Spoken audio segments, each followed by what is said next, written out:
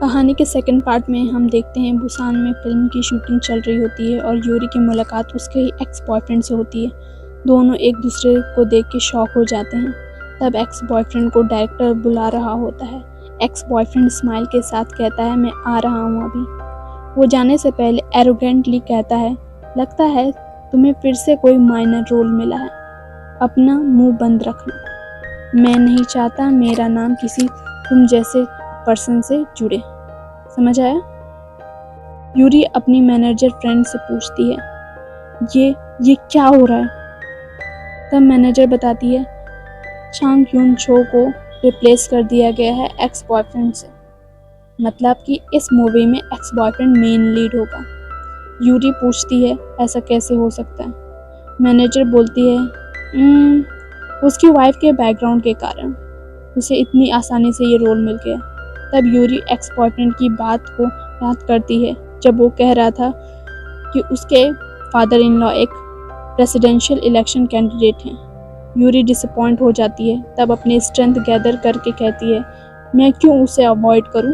अपने दम पर एक माइनर रोल करना ज़्यादा सामान्य है as compare to dirty tricks use करके मेन रोल लेना। मैनेजर उसे इनकरेज करती है और कहती है वो कितनी कूल है। तब मैनेजर ढेर सारा सामान लेके जाने वाली थी कि यूरी उसे रोक के सॉरी एंड थैंक यू कहती है कि वो इतने टफ टाइम में भी उसका साथ दे रही है और उसका साथ कभी उसने नहीं छोड़ा इतने सालों में, और यूरी भी उसके लिए कुछ नहीं कर पाई। मैनेजर उसे सांत्वना देते हुए कहती है वो ऐसा कुछ ना सोचे और जल्दी जाके पानी में सीन शूट करे, वरना डायरेक्टर उसे डांटेंगे। अगले सीन में हम मेन लीड खांग को देखते हैं जो किसी से गुस्से में फ़ोन पे बात कर रहा होता है। ये एक्टर चोंग जो रहता है जिसे एक्स बॉयफ्रेंड ने रिप्लेस कर दिया था अपनी वाइफ के इन्फ्लुएंस से। खांग बहुत गुस्सा होता है इस इंसिडेंट से और उसने भी इस मूवी से विड्रॉ करने का डिसीजन ऑलमोस्ट बना लिया था। अगले सीन में हम देखते हैं डायरेक्टर यूरी को डांट रहे होते हैं उसकी एक्टिंग के लिए। यूरी इतनी बार सीन करके ठंड के मारे कपकपा रही थी और सॉरी बोल रही थी बस, और एक और चांस मांगती है। डायरेक्टर इतना गुस्सा करता है कि उसे बहुत सुनाता है।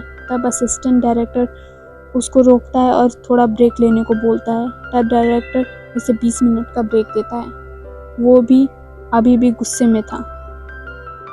एक्स बॉयफ्रेंड यूरी को दूर से एरोगेंटली घूरता है और जब यूरी अपनी कार में अपने को संभाल रही होती है तो उसे अकेला पाके उसकी कार में घुस जाता है।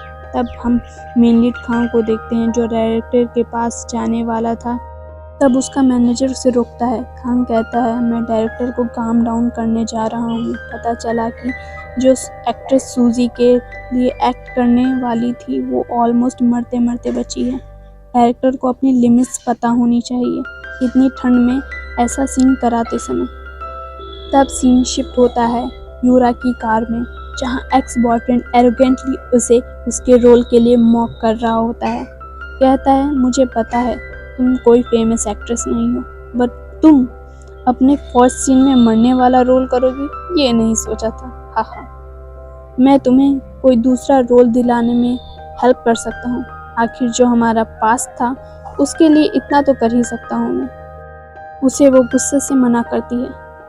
एक्स बॉयफ्रेंड कहता है, अरे मैं कोई बुरा इंसान थोड़ी हूँ, मैं तो बस तुम्हारी हेल्प करना चाहता हूँ for sake of our past relationship. 7 साल तुमने काम किया है, कुछ नहीं हुआ, तब भी तुम रुक नहीं रही हो। यूरी पास्ट को याद करती है कि कैसे उसका एक्स बॉयफ्रेंड कभी एक स्वीट पर्सन हुआ करता था।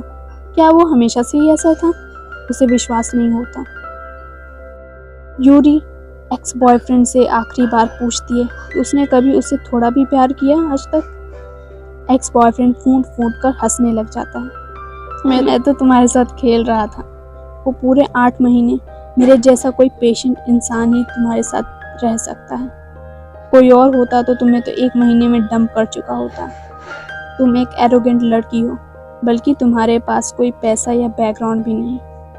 तुम्हें क्या लगता है तुम्हारे जैसे पर्सन के साथ हमेशा रहूँगा मैं। तुम्हें मेरा थैंकफुल होना चाहिए कि मैं तुम्हारे साथ पूरे 8 महीने तक रहा। मैं आशा करता हूँ कि तुम्हें जल्दी पता चल जाए कि तुम्हारी कितनी छोटी वैल्यू है।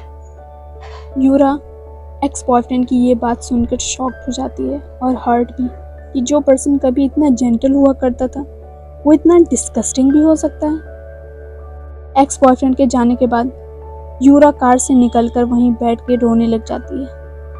तब पीछे से उसे खांग देखता है और उसके गेटअप एंड ड्रेस से गैस करता है वो सूजी है, सूजी का रोल करने वाली एक्ट्रेस। वो पीछे से सूजी पुकारता है और यूरा अपनी नाम को सुनते ही उसकी ओर देखती है। दोनों ही एक दूसरे को देखते रह जाते हैं। जहां यूरी शॉक्ड और नर्वस थी कि उससे सुपरस्टार खांग मिलने आया है, वो नर्वसली अपना इंट्रोडक्शन देने लग जाती है और अपने रोल के बारे में बताने लग जाती है और सॉरी बोलने लग जाती है लेट ग्रीटिंग के लिए। वहीं खांग उसे देखकर याद करता है कि वो उसे मीरान की वेडिंग में मिला था। मीरान एक्स बॉयफ्रेंड की वाइफ का नाम है। वो मन में कहता है जो भी हो, डायरेक्टर इसे इतना कोल्ड वेदर में ऐसा ट्रीटमेंट नहीं दे सकते हैं। इसका चेहरा एकदम पेल हो गया है। आपस का साइलेंस तोड़ते हुए खांग यूरी को नीचे पड़ा हुआ जैकेट उसे फिर से उड़ाता है जो पहले गिर गया था। यूरी ब्लश करते हुए थैंक यू बोलती है। खांग मन में कहता है इतने ठंड के कारण ये बोल भी नहीं पा रही। वो उसे शावर लेने को बोलता है। यूरी उसे मना कर देती है। खांग कहता है मुझे पता है तुम क्या फील कर रही हो, मैं अभी डायरेक्टर से परमिशन लेके आता हूँ। यूरी उसे चिल्लाकर रोकती है। खांग उसकी ओर मुड़ता है तो उसे यूरी कुछ जानी पहचानी लग रही थी। इससे पहले वो कुछ और कह पाता, मैनेजर आती है और उसे तुरंत लेके चली जाती है क्योंकि उसे डायरेक्टर बुला रहा था। उसके जाने के बाद उनकी 1 साल पहले की पूरी मीटिंग खांग को याद आ जाती है और वो रियलाइज़ करता है ये वही लड़की है और स्मोक करते हुए अपने आप से कहता है तो क्या हम इससे अपनी तीसरी मुलाकात समझें।